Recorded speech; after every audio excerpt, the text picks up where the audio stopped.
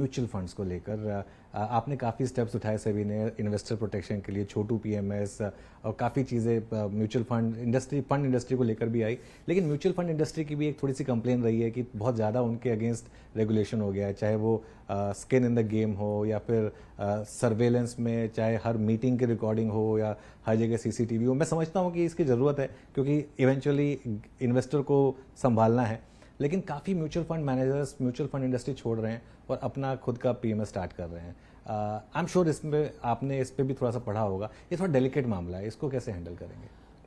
नहीं, इसका तो देखिए अगेन ये बैलेंस यदि हम देखें तो उसी दायरे में ही आता है। अभी हम सब हमारे जो सेबी के डिविजन्स हैं वो सब लोगों से बात कर रहे हैं अपने अपने क्षेत्र में, और वो एक रोड मैप तैयारी कर रहे हैं कि किन किन चीज़ों में हमें रैशनलाइज करना है, किन में सिंप्लीफाई करना है, किस में ज़्यादा रिस्क है और उस रिस्क को कम करना है, और कहाँ पे हम माइक्रो में चले गए हैं उसको हमको निकालना है।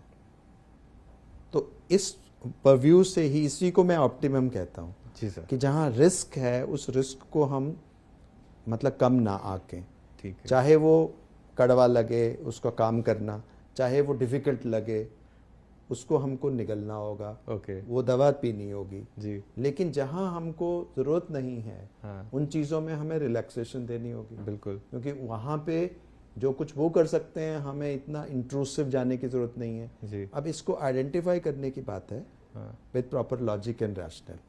तो मुझे लग रहा है जब वो अप्रोच से हम काम करेंगे तो कुछ इश्यूज तो रिजॉल्व हो जाएंगे, लेकिन ये भी हमें मानना होगा कि इनसाइड ट्रेडिंग में हम रेगुलेशंस के अंदर उनको लाए हैं, बिल्कुल, और चूंकि इतना सारा फंड म्यूचुअल फंड्स हैंडल करते हैं और उनके लेवल में इंटेग्रिटी रहना वो भी एक बहुत इंपॉर्टेंट चीज़ है। बिल्कुल, लेकिन यदि कोई एक्सेसिव हो रहा है, हाँ, यदि वो एक्सेसिव हो रहा है और जिसका औचित्य नहीं है, तो हम we can always have a relook at it. बिल्कुल।